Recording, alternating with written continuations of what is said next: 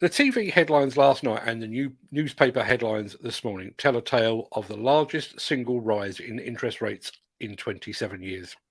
What those headlines do not necessarily say is that the Bank of England is forecasting that the UK will slip into recession towards the end of this year. Furthermore, it warns that the UK economy will continue to retract until the end of 2023. That would mark the biggest downturn since the 2008 financial crisis. Regardless of the specific causes, that means we're all set to get a whole lot worse off. And it's not as if we're rolling in cash right now. Now, for some of us, this will not be our first recession. And given the cyclical nature of the economy and of the construction sector's fortunes, it probably won't be the last either. However, this is the first time that any of us will have experienced a post-pandemic recession. And for some companies and individuals that were weakened during the recession or the lockdown, a recession right now might just prove terminal. Although it's difficult to envisage it right now, though, good always follows bad. Blue skies will replace the dark clouds eventually. And although now is not the time for rose-coloured spectacles or misplaced optimism, the construction sector of today displays an unprecedented level of resilience. In years gone by, you could rely upon construction to be the first into recession.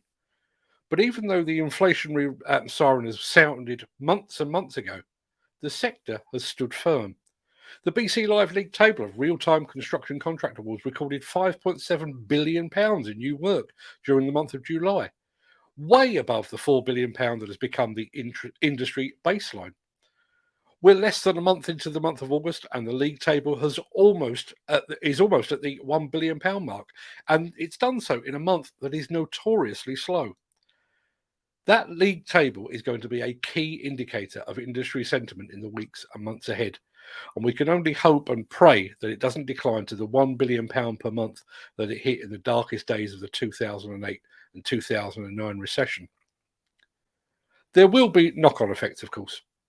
Developers may now think twice about investing in new construction projects. That in turn will impact upon workloads in both demolition and construction, and it could impact upon equipment sales. Worst of all, it will impact upon wages and quite possibly on job security too. Now, I'm not an economist. Some might argue that I'm not a journalist or a broadcaster either, but I have been here before. I've been through multiple recessions. The clouds will part eventually. So if I could offer one piece of advice, it would be this: invest. Now, I know that sounds counterintuitive, but I'm not talking here about financial investment. I'm talking about investing in yourself.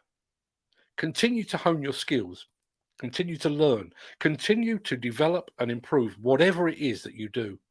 Arm yourself with as much information as you can lay your hands upon, because when the financial sun finally shines again, it will shine most brightly upon those with desirable and transferable skills.